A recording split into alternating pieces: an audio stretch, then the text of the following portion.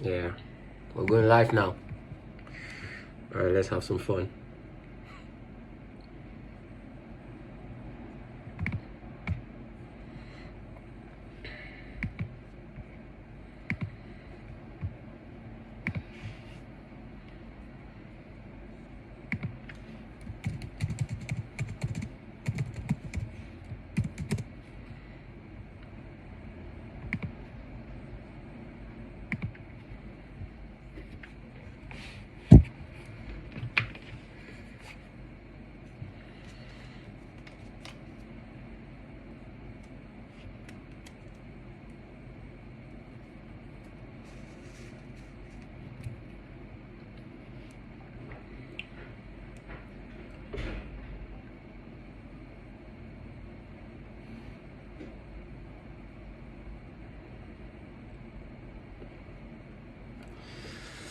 Yes, good morning, everybody.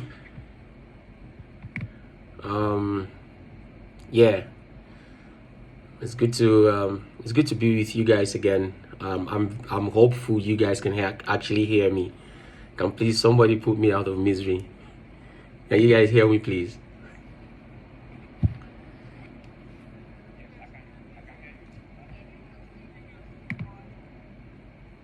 Say that again.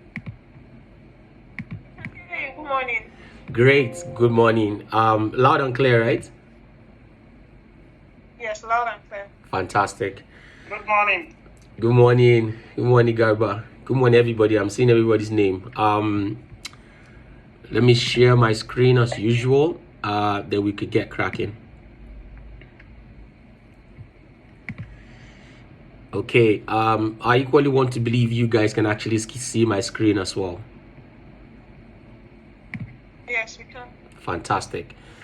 All right. Is it the one with two horses? Sorry, say that again. Is it the one with two horses, two prancing horses? Horses. Okay, that fish. Sorry. You got me big time. I was wondering why I had horses in my computer. I know. All right, fantastic. Good morning, everybody. Honestly, I've been looking forward to this briefing. I have been in communication with Andy most part of last week up until I think yesterday as well, or Saturday. It's no story how things have played out in the past couple of days or even leading up to a week or so. The current situation in Abuja precisely. A lot has been happening that has been under the wraps in terms of our general safety and our security. For today, what we're going to do is I am going to try and break down today's session into 3 parts. I'm going to give you guys the regular weekly briefing, and then I'm going to take some time out to explain to you guys as much as we know regarding the US threat alert in Abuja. I'm going to talk to you guys as well about the journey management and the check-in SOP that was shared with you guys a couple of weeks back by my team in the UK. And then I will let you guys in on some new development for your state security vocal persons, their recent addition in terms of their the job that they will be delivering to you guys in terms of basic safety and security. So yes, let me start with the security briefing, which for the first time we have been able to shift the goalposts to having more than 4 components in our security overview. Most times we just focus on the 3 major ones or the 4 major ones that has happened in the past week, and then give you guys an insight. But this time we do have 5 rather, and one of them is regards to the threat alert. So generally, Nigeria as a country has continued to maintain the high threat or high risk alert, level. So Nigeria is being considered a high risk travel country because of the current state of the security or insecurity in the country. How we got to this point is we as professionals, we are mandated to conduct risk assessment, which eventually leads us to understanding the type of threats that are associated with either a location, zone, country, or even state. And in this case, Nigeria has been risk assessed to be a high risk because of some major threat components, and those major threat components will remain armed attack or terrorists, terrorism basically in the northeast, terror bandits, bandit activities in the northwest, kidnapping, and then we're talking about environmental concerns that the recent flooding has caused massive devastation and with high impact. So I'm going to start by saying these 4 threats that I've just called are all on high risk. They are just definitely on high risk, and the reason why they're on high risk is because they have managed to have what we call the impact basically on this particular threat is either critical or severe, and the reason is that when people's lives have become when people's life are now on the line, people's safety are now on the line, in the sense that they either lose their life or they lose a major body part, or when their livelihood is being threatened, is being under threat completely, or project activities can no more or cannot function in some of these areas, then it's considered a high high risk. So based on this, little bit of an overview, Nigeria has remained a high risk country.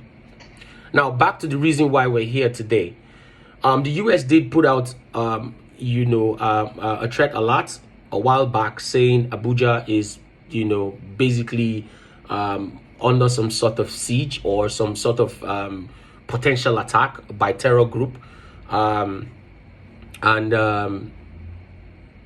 this also followed with report that terrorists were equally apprehended somewhere in Lube, and basically this has really caused a lot of panic, especially in Abuja. And what has happened over time is that the security agencies have decided to put in some effort to help manage this situation. I'll give you guys a little bit of an insight on that very soon. Armed attack. The southeast and the northeast region continue to witness high government security forces operation, and then this past week a lot of terrorist groups and terrorist players have been either apprehended or KIA, and we did have a massive concern or a massive scare somewhere in Ebonyi State, where some members of the ESN group were arrested. This arrest had a lot of the event basically had a lot of weapons being collected from these bad people, a lot of equipment that was used for most of their operations. And if you guys recall, the week before, 2 weeks back, we've had major issues in some part of the south east, where government security forces were attacked. We had incidences where checkpoints, police stations were also attacked, and I can tell you that it's not far off from this element of criminals. I'm not going to waste my time with banditry. They have remained very consistent.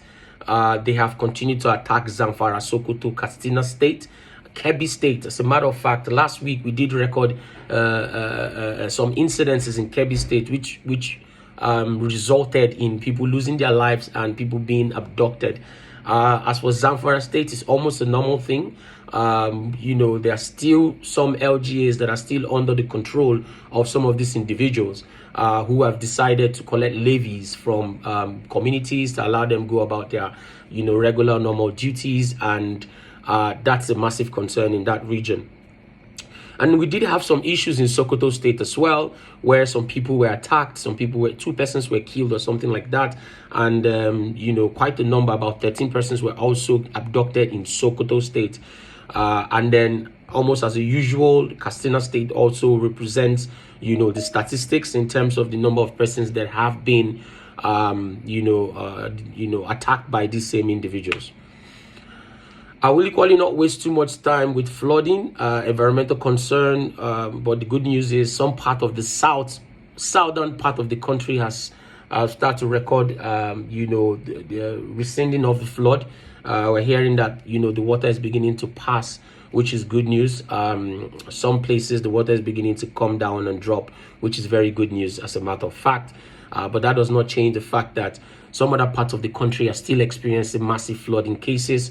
And people are still losing their lives. People are still struggling to meet ends. As a matter of fact, Bayelsa State is one of the states that I just heard recently that, you know, things have gone so bad that prices of fuel, just because of this flooding, has resulted in prices of commodity going really high, and prices of fuel is, you know, chasing 1,000 naira per liter. That has a cascading effect in everything. Just basically putting out there. I know it doesn't necessarily concern this, you know, your project, but just putting it out there for you guys to have a perspective of how this flooding can affect every other thing and how it can trickle down to affecting you. Because at some point we were actually told that it's going to affect food security. And if you guys remember, I did say that it was time, if you do have, you know, the financial capability, it was time for you to stock up, just to be on the safe side. And that's the beauty about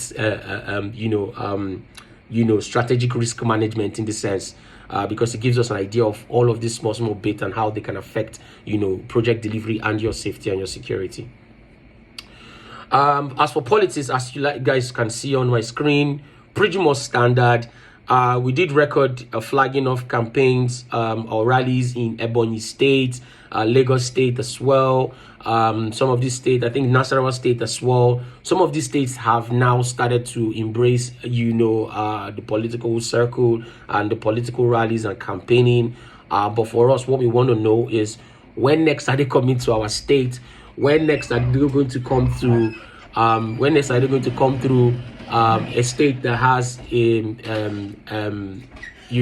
boundary with us, in the sense that we are careful, or we are proactive in managing what will play out, or what the outcome of some of this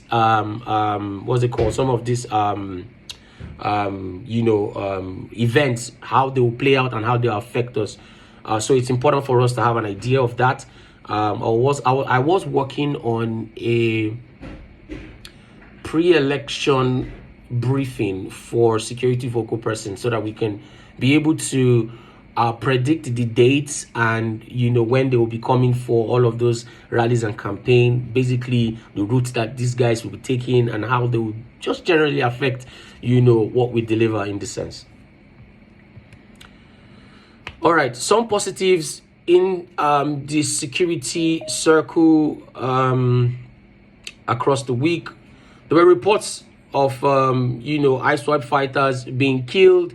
Some of them were equally arrested. I think there were a lot of arrests done this past week. A lot of arrests. I've seen a couple of videos, although the narratives are not clear yet, but I've seen a couple of videos showing that they've been arresting some persons that they have alleged to be affiliated or linked with terrorist organizations and terrorist groups, etc., etc. Security operative arrested 2 persons in Lugbe. I'm sure you guys know that, due to how it flew around the social media. That's something we'll get into just after this particular slide page. The Zamfara state government also lifted ban, on motorcycles and all of this stuff. There were a couple of bans that were, imposed on Zamfara state, just in a bit to manage, you know, the high level of bandit activities in that state. Yeah, Katsina State also recorded some good wins, and then some good wins also in some parts of Zamfara State. Okay. All right. So I'm going to switch up just a little bit and talk to you guys about what has happened in the past couple of days with regards to the U.S. threat. So, the U.S. threat alert in Abuja. What do we know? If we remember, the U.S. actually did issue out issue out an alert about a possible terror attack in Abuja. Now, the problem is the federal government debunked it almost immediately. Through statement from Lai Mohammed, and I think just recently too, the president also came out to say, hey, listen, no need to panic, which is, what the government would do. But after Lai Mohammed actually debunked it, days later, it was reported that there were, with the help of the DSS, items presumed to be explosive components, and 2 small arms were found in an apartment in Lube, and 2 suspects were apprehended. That's enough information. From that day till now, there's no theory I haven't heard. But you have to try and put the pieces together and have enough detail in your arsenal to be able to advise your people rightly.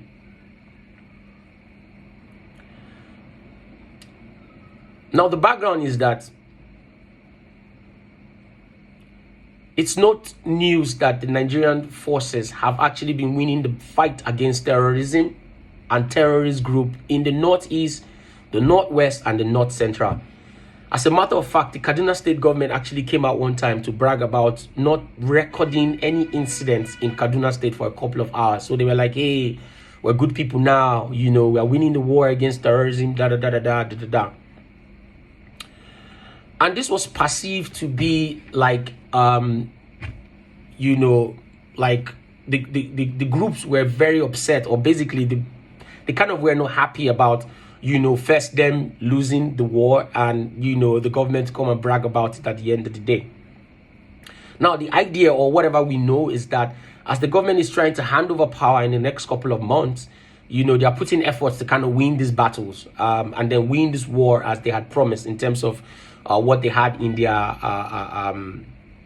agenda in the first place, in their manifesto. So what has happened is that security forces have, went out to fight, basically been winning, recording, victories against these guys. And then what we have now is that these guys want to push back. And from all indication, the idea of pushing back is one major hit, one major massive explosion. And where will be the best target? FCT Abuja.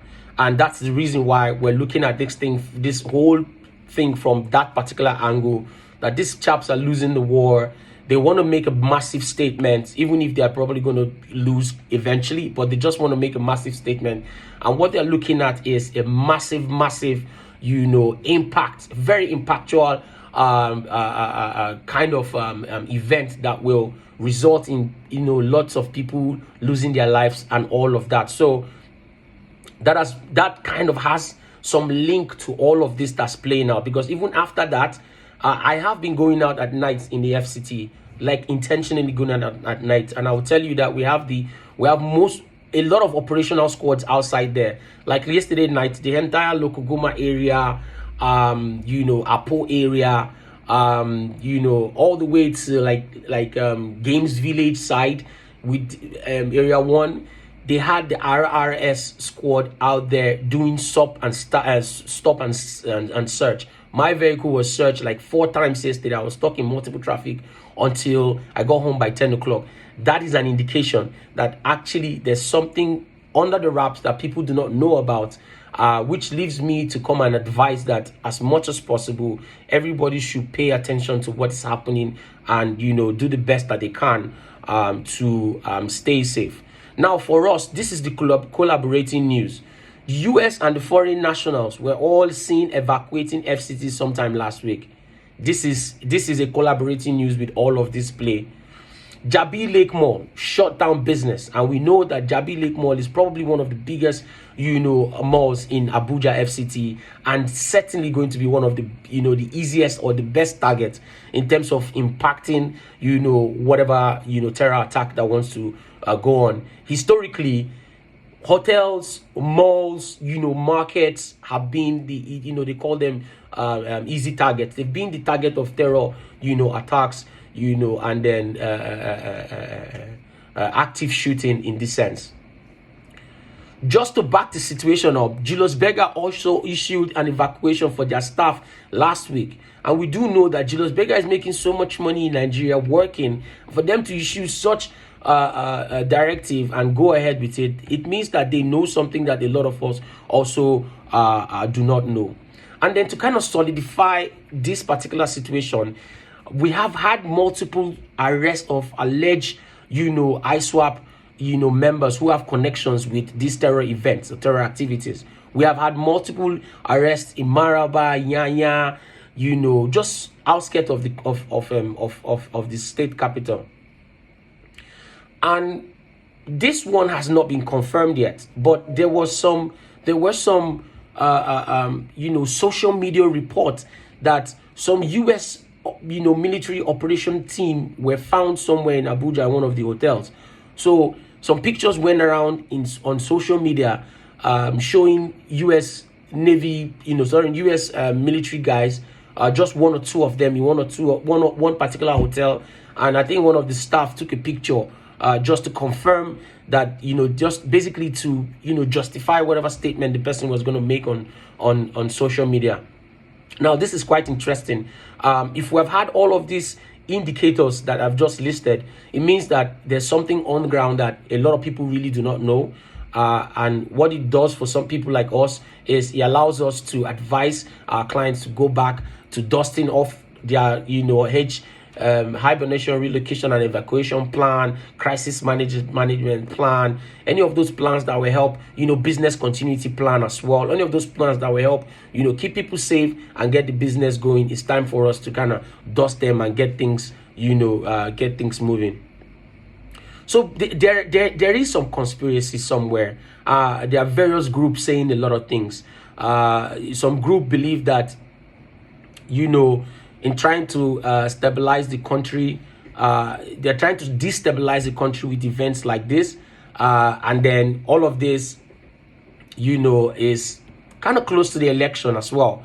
So we don't know, but it's kind of close to the election. We're having all of these, massive concerns around in terms of terror attack and terrorism. And, it leaves us to start to wonder if there are any political undertone to all of this, or the US is playing the fast one with us in Nigeria.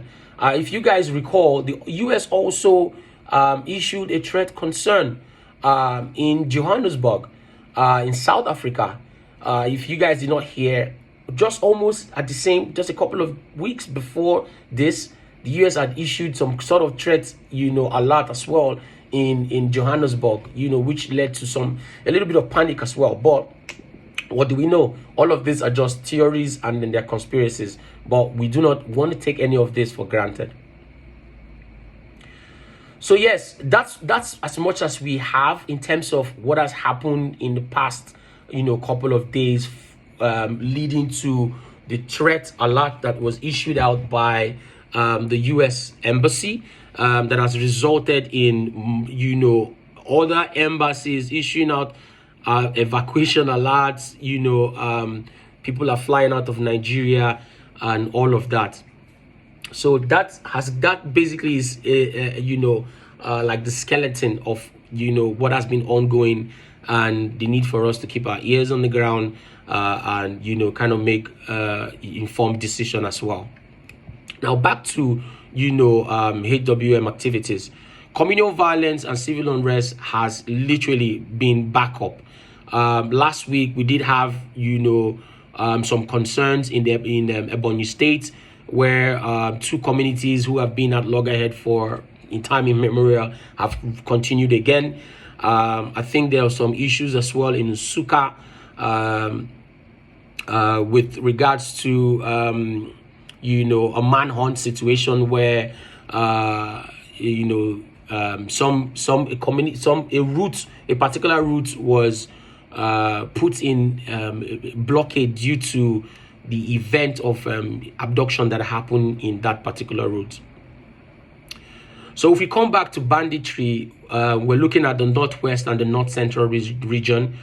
Somehow the north central region has kind of gone just a little bit underreported. So there are very few things that have kind of happened, events that have kind of happened in the north central region. But the northwest, they've kept it 100%.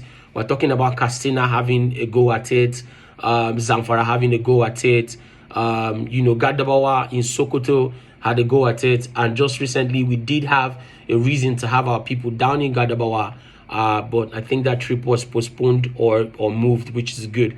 The idea is not to expose anybody. I always ask, what is the necessity of this travel? What do we consider a need to travel to places that have issues of insecurity? And then Zamfara State, which has been the hub of bandit activities as well. I'm not going to waste your time on flooding, but I will talk a little bit about kidnapping. And just a while ago, I think a couple of days back, Kebbi State did record, I think some people were kidnapped in Kebbi State. I'm not sure if it was 13 people or so, but a number of persons were kidnapped in Kebbi State, which is a massive concern. And one very interesting kidnap that I wanted to share with you guys, just to douse the tension just a little bit. I think one man who is a supporter of the All Progressive Party decided to take a walk, or they call it trek from Kanu to Abuja in support of his presidential candidate. Somehow got kidnapped, and they are saying that they should contribute money. I think it's 10 million naira that has been demanded for that particular individual who wanted to take a walk in support of his presidential candidate, the All Progressive Congress presidential candidate. Unfortunately, this individual has been kidnapped, and that is not a very interesting news, but it's something to share with you. What I wanted to point out with regards to that particular incident is, you do not want to put yourself in harm's way. You want to reduce your exposure to risk as much as possible, because if you do reduce your exposure to risk, the chances of staying safe is high. And even if you don't, you put in mitigative measures to manage whatever that risk will present, or that event will present, then you're looking at a very minimal impact.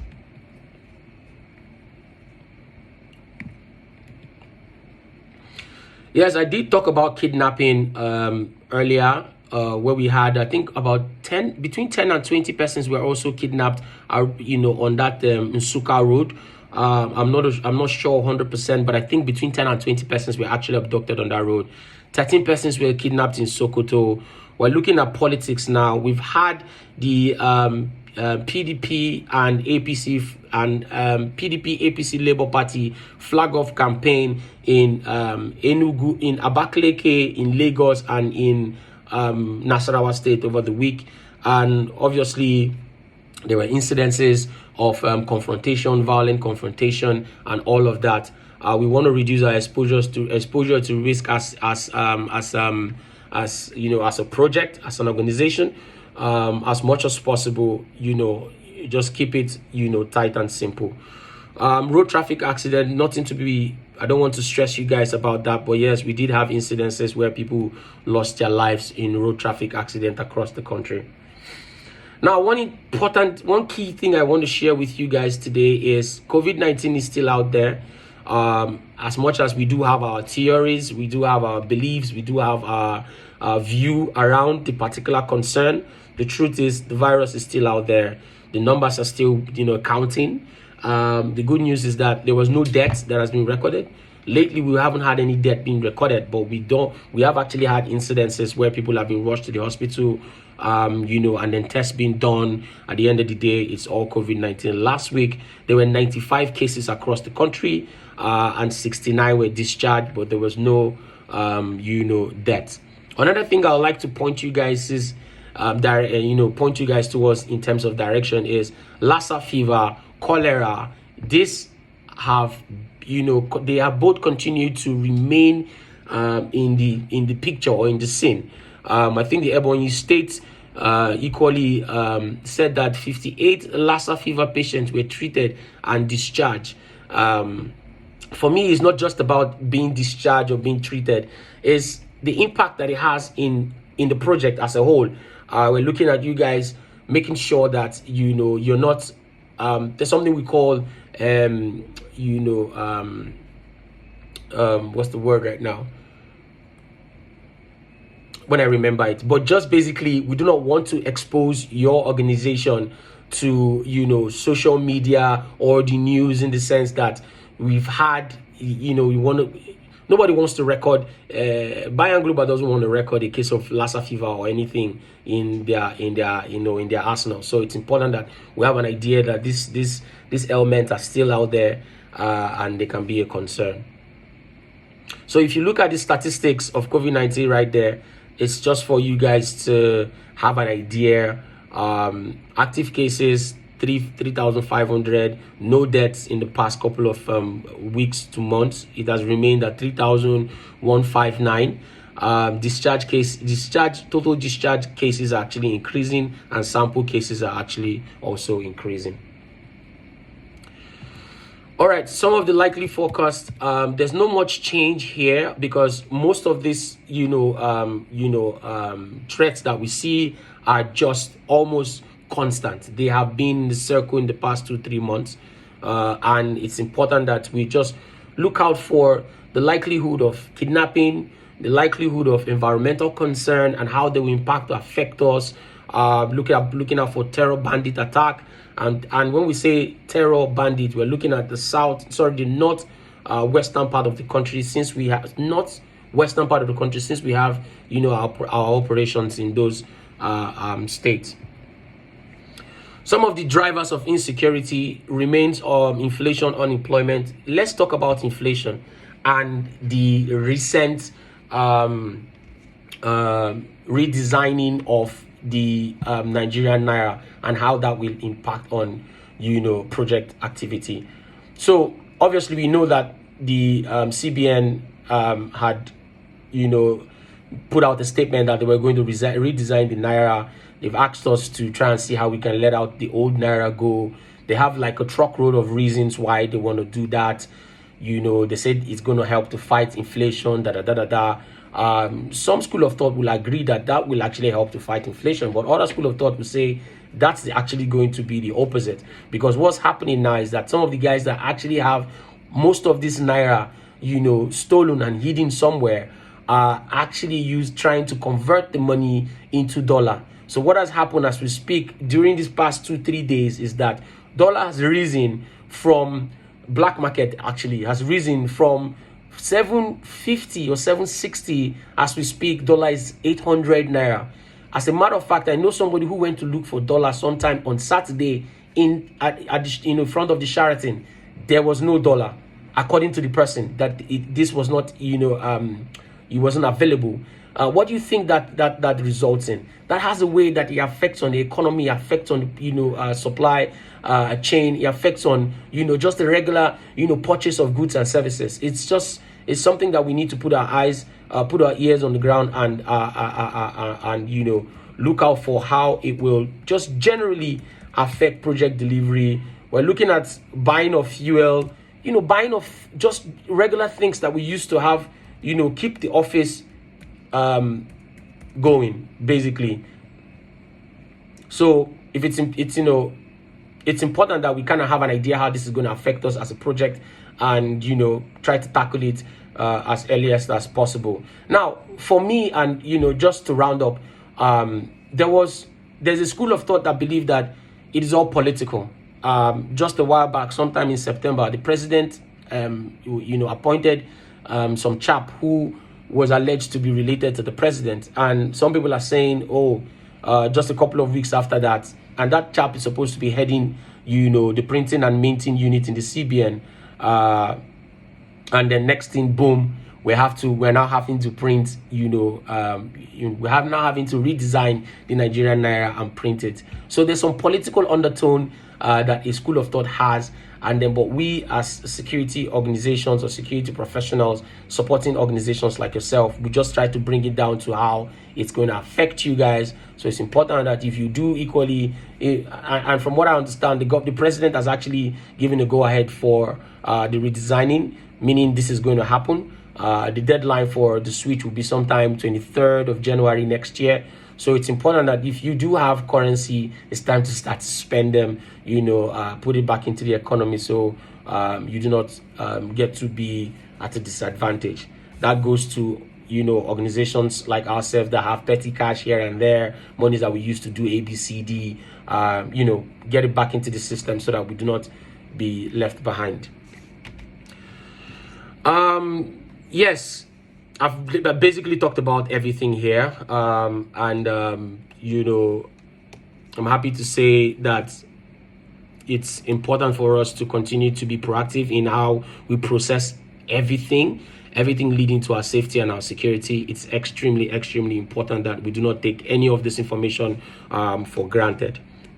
All right, that said, I will quickly talk to you about the SOPs and, state security briefing. So, I think 2 or 3 weeks back, my team from the UK had a session with you guys where they talked about the new guidelines for travel. Now that check-in guideline is extremely, extremely important. I did see the importance of it after having multiple conversations with Andy. He did draw our attention to the fact that the only way we checked in was via WhatsApp, and some people actually did used to put a call through, which was fine.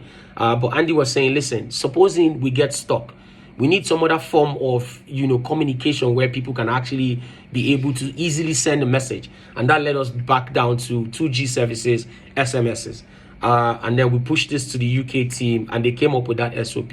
Now I've heard from other people that the SOP really didn't work because they didn't understand what most people didn't understand what my team was saying from the UK, that I had to kind of help to bring it down, or just kind of express it in a much more easier fashion. So it's simple. When you're traveling, there are 3 categories of travel. High risk travel that definitely will require an Overwatch services. Medium risk travel, and then a low risk travel. So for a low risk travel, for people that are traveling on a low risk, just move from point A to point B and it's low risk, you have to check in, minimum 1 hour per, maybe 1 hour, 1 hour, 30 minutes per journey. And how you do that is you have to check in via SMS. SMS is now prioritized before WhatsApp and then phone call. I do like the WhatsApp idea because the WhatsApp idea gives everybody in the circle an idea that you are safe and you're traveling. But the SMS only sends to the Spearfish operations desk. That operations desk now confirms that you're safe. But if you don't check in, then an emergency protocol will be activated. That's what you need to know. Key thing: medium risk, 1 hour check-in. High risk, 30 minutes, 15 minutes to 30 minutes check-in. Now, what you need to know is that if you don't check in, we will give you 15 minutes to check in. So for a 1 hour trip, after 1 hour you do not check in, the system or will give you 15 minutes. After that 15 minutes, we'll try to reach out. If we can't get to you, we're going to escalate it. And we're dragging Andy in almost immediately. Like, listen, your guy has gone missing. He has not checked in for the past 30 minutes. And then we're going to activate like an emergency protocol. That's the key thing. So it's important that everybody knows that, as much as everybody has a level of duty or care for themselves, you have to just check in. So find a way to, it's just a copy and paste message. So if you send it on an SMS, you can copy it and paste it on the WhatsApp group. Voila. Very easy and very straightforward. I think that's just basically it with regards to all of that, presentation that was done a while back for the check-in procedure. It's 15 minutes, We give 15 minutes. If you don't check in, we're going to activate an emergency protocol. And then lastly for this morning is that we have designed a security briefing for everybody who travels to another state. This is very simple. We do know that right now we're on the edge in terms of security in this country. So if you're traveling from Abakaliki to Lagos, from Abakaliki to Sokoto State, you're definitely going to get a 5 to 10 minute security briefing from the security focal person who is responsible for that. A security briefing template has been designed, it has been updated and shared with security focal persons. Their job is just to put in the information that is required. So when you come in, when you travel into their state, you have a responsibility to go and check in with them and say, listen, I'm here, what do I need to do? Then they will give you up information about what's happening in their state. One of the key things that is happening in Sokoto right now is massive scarcity of fuel.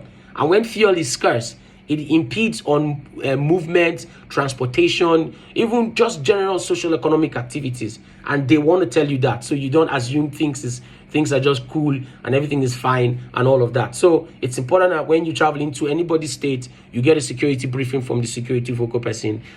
We have talked about this multiple times.